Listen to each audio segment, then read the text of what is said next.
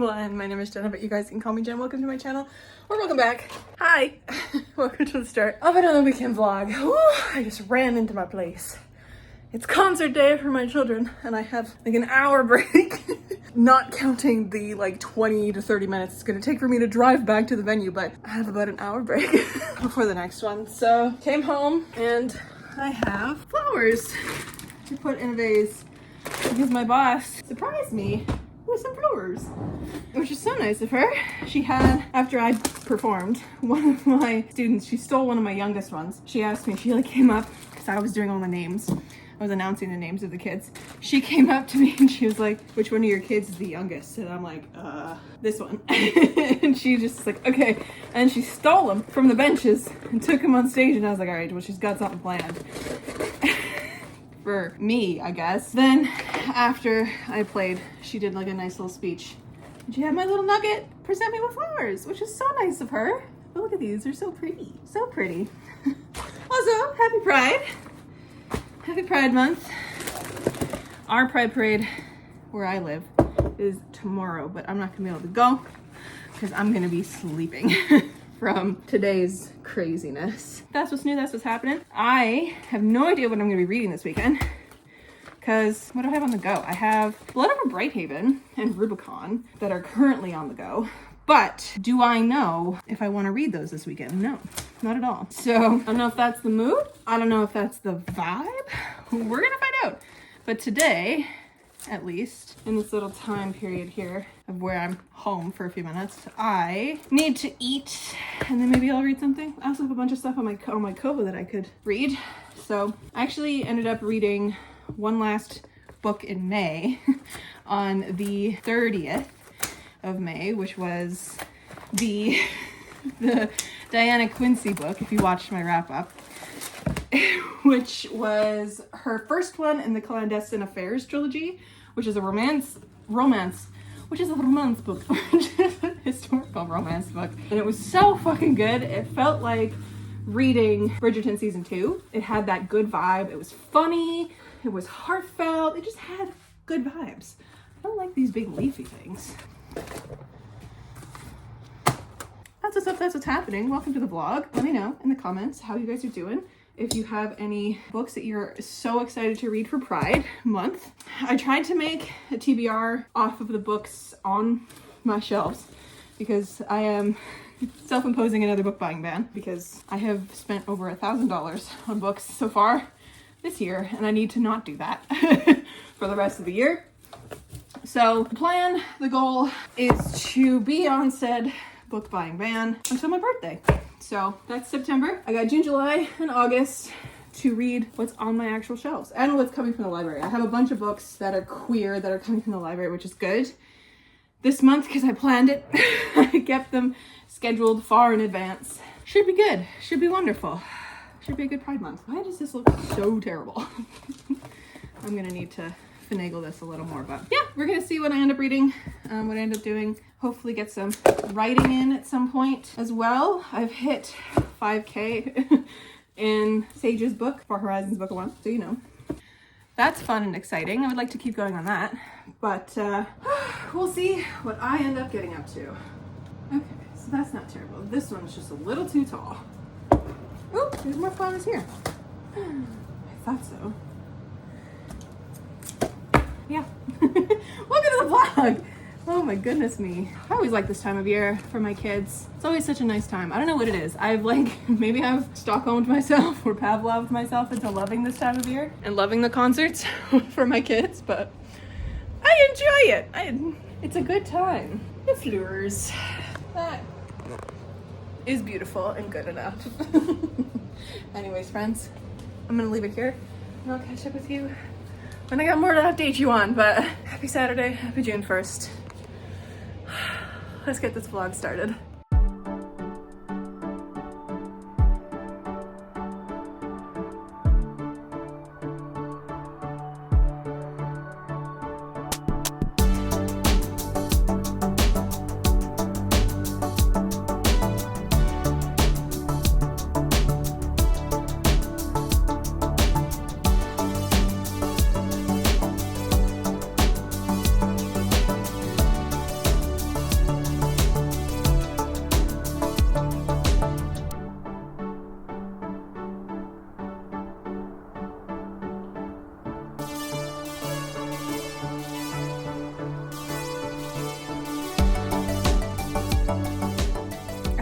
friends.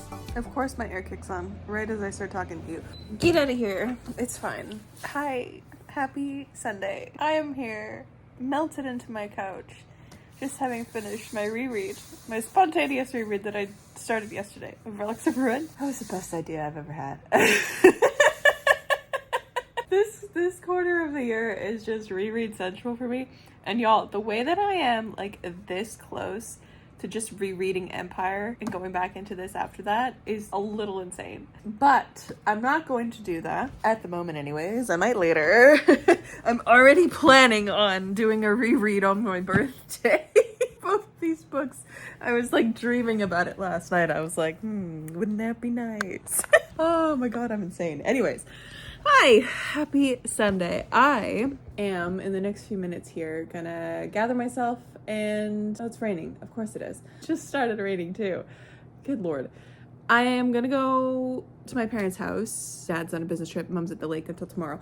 I'm gonna go and print off a couple sheets of signed book plates because I need 2 at the moment because I had a Ko-fi order come in and I don't have any ready to go. So I need to go print a couple sheets of those just so that I have them ready. And as a reminder, I do have signed book plates. If you want a signed copy of A Little Luck or A Second Story, you can get a book plate from my Ko-fi shop for $3. Free shipping. It's just $3. It's just $3 and you can support me that way. And it's a little extra thing because shipping in Canada is so expensive and I would never make you guys pay that for a actual physical signed copy of my books because I think the last time I shipped out a book, it was the price of the book to ship it. I would never do that to you guys.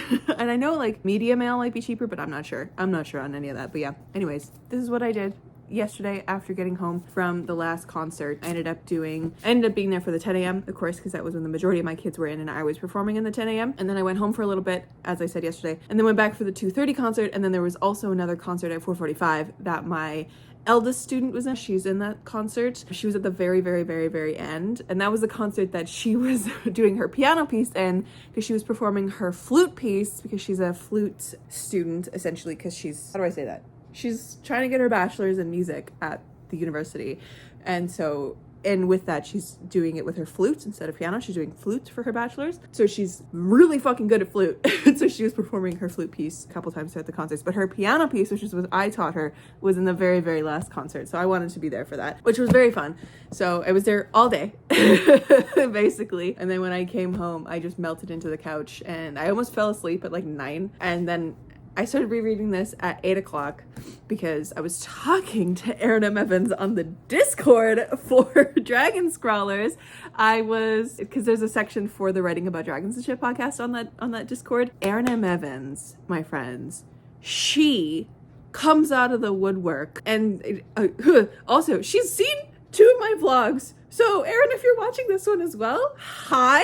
Thank you so much for sharing my vlogs. She's seen the Empire of Exiles vlog and the Relics of Ruins vlog where I just screamed about it. I guess that was last week. And she came out of the woodwork on the Dragon Scrawlers Discord in the one section for the Books of the Usurper, which is this series. And she said, hey, and then she tagged me and she said, is this you? And it was my vlog. And I was losing my ever-loving mind. Because, like, I don't have the same handles everywhere. I don't have my name everywhere. That's the same, right? Like, because obviously here on YouTube, it's Jen's Bookshelf. On Instagram, it's author J.A. Collignan. On TikTok, it's Jen's Bookshelf. On Twitter, it's something different. You know, like, it's different everywhere. So it's not, and on Discord, I have just my name, Jen. I don't have anything crazy like that. I tried to make my Discord name in all of the various like indie author Discords, author J.A. Collignan, but Discord doesn't let you change your name in a lot of places.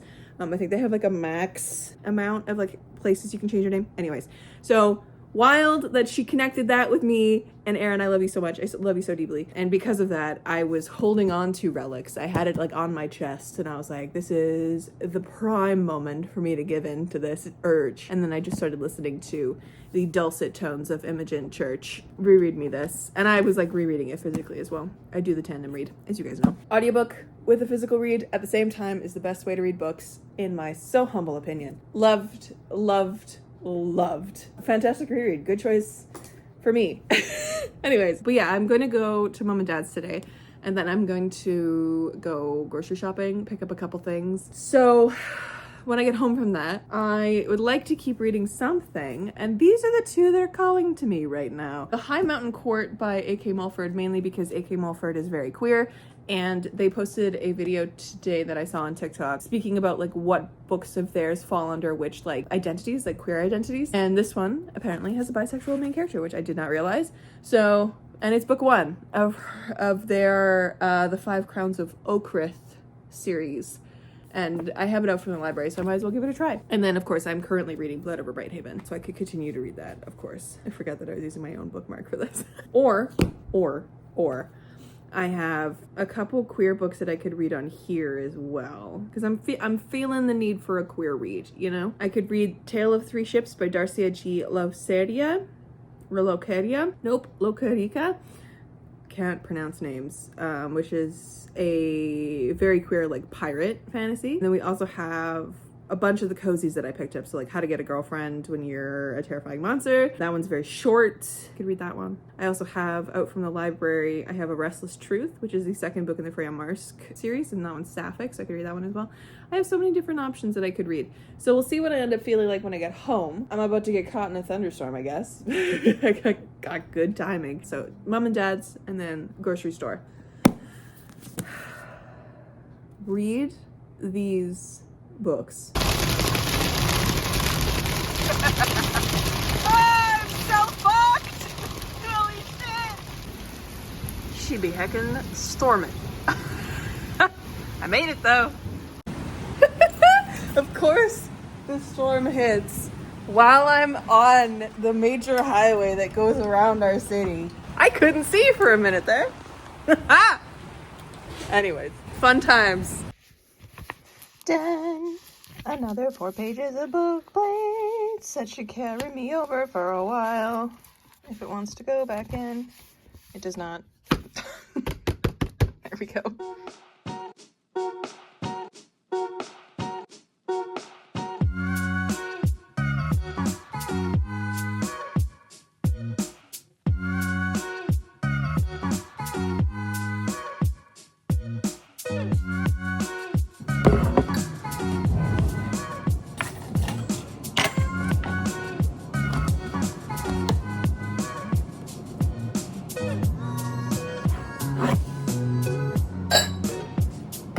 A bowl. I'm just gonna eat it out of this. What am I doing? I know my air is really loud, but I also wanted to tell you I'm about to change up this background for Pride. And don't you worry, this lad is staying right fucking there. He's staying with me forever.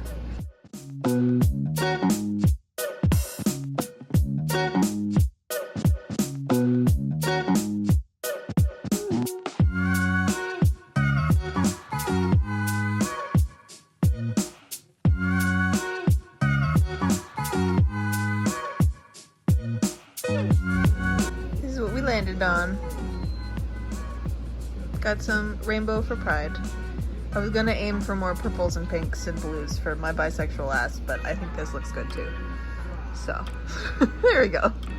Y'all, I just read 2 novellas back to back in like 2.5 hours. And they were so good. I'm sorry. I wasn't expecting them to be that good. And like, the concept is so dumb.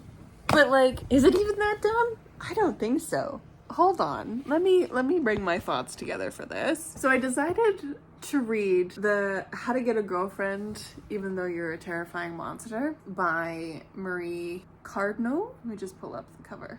Right? And so the concept of this one is we are following a fragment of what is essentially called the endless. It is a void in this universe that exists. It is everything in this universe. The endless is just everything in this universe. It is constantly changing, constantly shifting. Occasionally fragments break off of it and then they get reabsorbed. Every so often fragments break off and they slip through a portal into different worlds and they learn something about these worlds and then bring them back. The fragment at the beginning of this wants to be something, wants to be itself. It wants to be and wants to create whatever itself is. And so it becomes a she, and she names herself into Trillin, and she becomes something kind of reflective of this thing, this being that she sees every so often come through a portal and like is testing things. It's like very quick little entrances and exits into from a portal back out in the same spot every time. And Trillin just like watches this person, this human, and then eventually tries to like make herself in the image of a human, like trying to make herself more physical, more corporeal. She doesn't really do very well on that. She kind of still is like a very tentacly monster and is a very transmutative monster. This person that steps through, her name is Cian. And Cian is a researcher explorer, I want to say. And Cian has an obsession with this, that the humans call the endless void, which is this different kind of parallel universe type thing, which is what the endless is. And so in coming here and in testing out these experiments to see if she can even be there, she sees Trillin, and they have like a couple meetings over months, not saying anything, not really doing anything, where they see each other. And then in this last meeting, Cian ends up staying around to like do some actual research and like moves around and talks to Trillin. Trillin doesn't really know what to do in response, but then Cian is like, whatever, okay, like this thing is just not gonna answer me, or this being is not gonna answer me. So she goes off and she starts to do stuff. She gets into trouble, and then Trillin rescues her.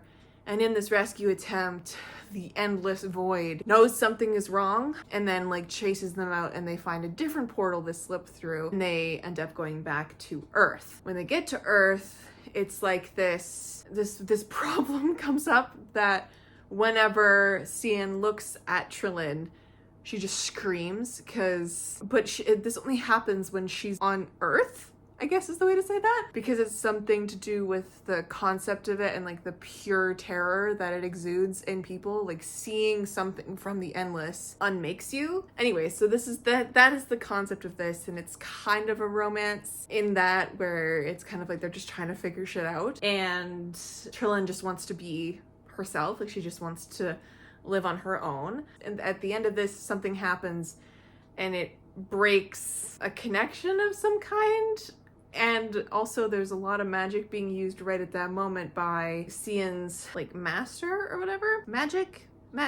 So whatever version of the world that they're on, they have an interesting kind of situation. Like it's very Portal world. It's like the world that they're on, the issue is that there are witches in this world, which is what Cian is. Like she's got magic specifically. But whatever the problem is on their world, people just die so easily because of the magic. And I say their world because the first book introduces the endless, the void that Trillin escapes from, and then Earth. And then in the second book, which I just finished, which is How to Get a Date with the Evil Queen, takes them to a different world, because Trillin learns how to make portals at the end of that first book, like because she has a very interesting like can absorb the knowledge from things. It's a whole thing that makes a lot of sense in the name of the book, and it like makes like it's not something that's just like a Deus Ex Machina. Like it makes sense in the terms of the story. In the second one, Trillin takes them to a different world that ends up being terrifyingly creepy, and then yeets them to another world where when they arrive, they're like, this looks like Earth, but this is not our Earth. They've landed kind of in like a fairy tale version of their Earth. So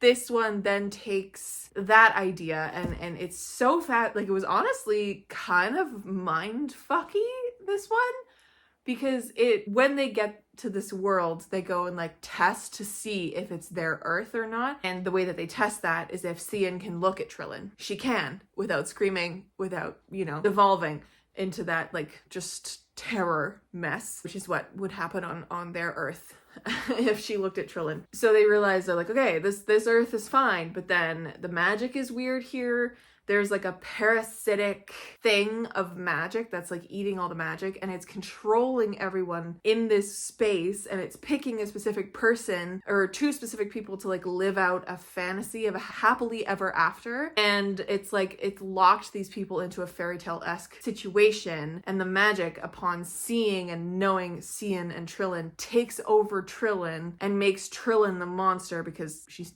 kind of a monster in the definition of the word, because she can just continuously regenerate herself as well. Like, she can just keep healing herself and be like ever present. And then Cian becomes trapped by the magic to be a prince, which is fun. We love the difference in gender roles. And it's this whole like, how do you even conceptualize what this magic is doing in a world where the people there are like, oh, like, you're new here? What the fuck? You don't know what's going on? Let's explain it to you. And she's like, bitch, I just fell out of the sky. I don't know. But they can't escape because this like pod of magic that Trillin made breaks when they get there. Obviously. So they're stuck there until they figure out a way to get out, because they need magic to do that. They need like a big chunk of magic that they don't have, because this whole world is being drained of it by whatever this parasite is. So anyways, these were very good and very queer. They were sapphic. They were, I don't know, they just had a lot going for them, and the writing was so engaging that I just could not stop reading them. And the stories themselves were so perfectly bite-sized, and I didn't want them to be any longer. I didn't want them to be any shorter. I thought they were perfectly sized, and I'm excited to see where this goes next. So I love that for me. I was not expecting to love these two little novellas as much as I did, but boy, was it a good time. 2 novellas down. 2 very queer novellas down. Like, the sapphicness was wonderful. The gender play on this last one was kind of cool. I wish there had been more I don't even know how you would bring that in, but like the whole like princess situation, like, even because Cian meets a prince and a princess who are like fighting back in their own way, and I wish that they had questioned the fact that Cian was made a prince, because she goes by she, her, but, you know, breaking gender roles. And I think it worked really well for the story to not question. I mean, it worked, yeah. I think it was good, and I really recommend. And honestly, I was expecting some like porn level steaminess going into these little novellas, but that's not what I got at all, thankfully, because I was expecting to go in and just being like, oh, this is a monster fucker book. No, it's genuinely very sweet, and sure, it is super insta-lovey. Like, they know each other for like maybe a handful of days at this point, and they're like committing to each other. But that, I guess, comes with saving your now girlfriend from mortal peril multiple times. But yeah, it was genuinely quite sweet. They're sold as cozy romance books. I don't know if I would classify them as cozy. I think I would classify them as cozy adjacent, because they give those heartwarming vibes. They are quite a like kind of contained story, and they have that heart at the center of it, but there are quite a lot of stakes happening and a lot of action happening in both of them. Cozy-ish novellas. Very queer novellas. Which is great, because so far all the books that I've read in June have been very queer. I don't think I've ever said this anywhere, but Erin M. Evans' Empire of Exiles and Relics of Ruin are so queer. They are just queer normative worlds. One of the main characters in Relics of Ruin, Tunuk, is Ace, Arrow Ace, which we love to see. We have a bisexual king, Richa. Love that. You know, it's just a thing. These are just very queer normative, and they're fantastic. So love that. And then the 2 books I just read were very sapphic. So woo! Love it. Anyways, friends, longest, most rambly update. I'm gonna go to bed because tomorrow's Monday. Woo! 3 books down. Hello, beautiful people. Happy Monday. I am here. I apologize if you can hear my computer freaking out in the back. I just edited this vlog up to the point of this clip so that it's basically ready to upload momentarily. Yeah, it's Monday. I just had my last Monday lessons of the year. Didn't realize that this week was already the last lessons, but it makes sense because the concert was Saturday. I don't know why in my head I'm like, yeah, we got like 2 more weeks. Sure. No, we don't. Monday's done now. Monday teaching done. Tomorrow, Tuesday, done. And then I'm done for the summer. How the fuck we got here so early, I don't know, but we did, and I'm so happy about it. Fun things. I got a new ring in the mail, which is very exciting. If you guys remember, I treated myself to these 2 rings back a little while ago.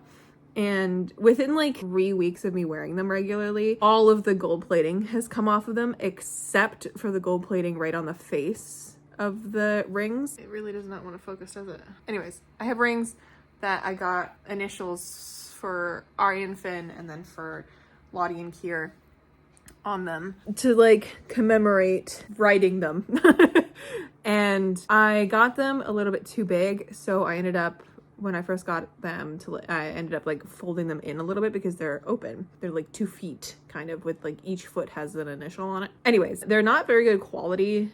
And as I said, the plating came off entirely. I was so fucking annoyed wearing these because no matter what I did, they would get caught on something. They don't as much in the normal form, but in the form that I had them where the arms were like side by side, they got caught on everything. They got caught on the weave of a blanket that I made, or any cardigans I wore. Even on like inside of sleeves, they would get caught on like the seams of a sleeve. It drove me bananas. And then I was like, well, I don't want to get a third ring of this same quality because they're not good quality rings. I want to get a third one. Why? Because when I publish Airmount Book 3, there's going to be 3 of them, obviously. So I kept my eyes open to see if I could find like a flat kind of band or a signet ring or something that I could get engraved, that I would then get engraved with all 3 couple initials. So I did. I ended up finding one, and it is stainless steel.